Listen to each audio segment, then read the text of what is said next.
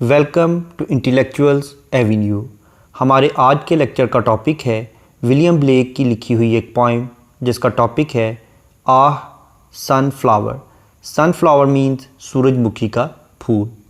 ये poem songs of experience में 1794 में पब्लिश हुई और ये पोइम 2 क्वार्ट्रेन्स पर कंसिस्टेड है, यानी इस पोइम की टोटल लाइंस की स्ट्रेंथ है 8।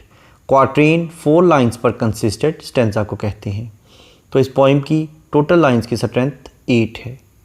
फर्स्ट स्टेंजा में पोइट कहता है आह, यानी एक ठंडी आह भरते हुए कहता है सनफ्लावर ए सूरजमुखी के फूल, वेरी यानी तुम थके मांदे हो ऑफ टाइम, वक्त की गर्दिश से। तुमने वक्त की गर्दिश को बहुत ज़्यादा देखा है और अब तुम बहुत ज़्यादा थक गए हो। Who countest the steps of the sun? तुमने सूरज के तमाम कदमों को देखा है, यानी तुमने सूरज के तमाम मराहिल को देखा है। तुम दिन भर सूरज के हर मरहले को देखते हो। जिस सिमत भी सूरज जाता है तुम उसी सिमत अपना चेहरा कर लेते हो। तो इस तरह से तुम सूरज की हर हरकत पर नज़र रखे हुए हो। तो इतनी ज़्यादा सख्त ड्यूटी करके अब तुम बहुत ज़्यादा थकन से चूर हो गए हो। Seeking after that sweet golden climb, अब इसके बाद तुम एक दिलकश सुनहरी आबो हवा के मुतलाशी हो। वेयर कैसा क्लाइम, कैसी आबो हवा, वेयर जहाँ the travellers journey is done, जहाँ मुसाफरों का सफ़र ख़त्म हो जाता है।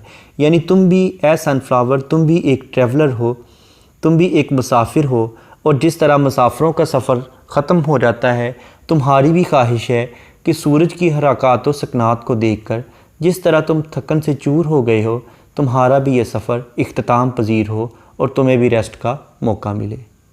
सेकंड स्टैंजा में वह कहता है वेयर जहाँ द यूथ, यानी एक जवान जो है, पॉइंट अवे विद डिज़ायर, अपनी ख्वाहिशात के ज़ेर असर घुल गया है, मुकम्मल तौर पर तबाह हाल हो गया है, यानी उसकी शख्सियत मुकम्मल तौर पर ख़त्म हो गई है। एंड और द पेल, और ज़र्द चेहरे वाली वर्जन कंवारी, श्राउडेड जो कि कफन में लिपटी हुई है, इन स्नो वो बर्फ़ में है। और एक ऐसी कंवारी लड़की जिसका चेहरा ज़र्द हो गया है ख्वाहिशात की वजह से और वो बर्फ़ के कफन में लिपटी हुई लेटी है।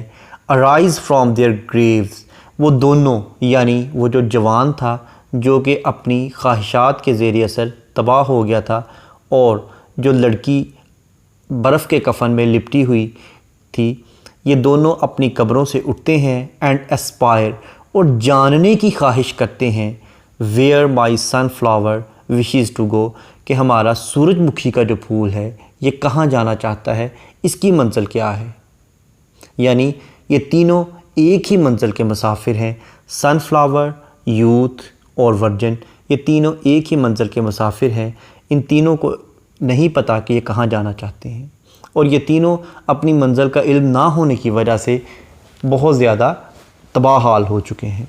इस पोइम की राइम स्कीम है ए बी, यानी फर्स्ट और थर्ड लाइंस आपस में राइम्ड हैं और सेकंड और फोर्थ लाइंस आपस में राइम्ड हैं। जैसा कि फर्स्ट स्टेंजा की फर्स्ट लाइन का लास्ट वर्ड है टाइम और थर्ड लाइन का लास्ट वर्ड है climb, time climb. Second line का लास्ट वर्ड है सन और फोर्थ लाइन का लास्ट वर्ड है डन, सन डन। इसी तरह से सेकंड स्टेंजा में डिज़ायर, एस्पायर, स्नो, गो। नेक्स्ट है एनाफोरा। एनाफोरा का मतलब है बिगनिंग ऑफ 2 और more than 2 lines with the same word, यानी 2 या 2 से ज़्यादा लाइनों का एक ही लफ्ज़ से शुरू होना। जैसा कि अगर हम इस पोइम की लाइन नंबर 4 और 5 को देखें तो ये दोनों लाइंस वेयर द से स्टार्ट हो रही हैं। नेक्स्ट है एलिटेशन। एलिटेशन का मतलब है बिगनिंग ऑफ 2 और more than 2 words in the same line with the same letter, यानी एक ही लाइन में 2 या 2 से ज़्यादा अल्फाज का एक ही हरफ से शुरू होना। जैसा कि अगर हम इस पोइम की लाइन नंबर 2 को देखें तो इसमें स्टेप्स और सन, ये दोनों वर्ड्स एस लेटर से स्टार्ट हो रहे हैं। लाइन नंबर 3 में seeking sweet, similarly line number 5 में वेयर विद, लाइन नंबर 7 में अराइज, एस्पायर, लाइन नंबर 8 में where wishes. Thank you for attending the lecture.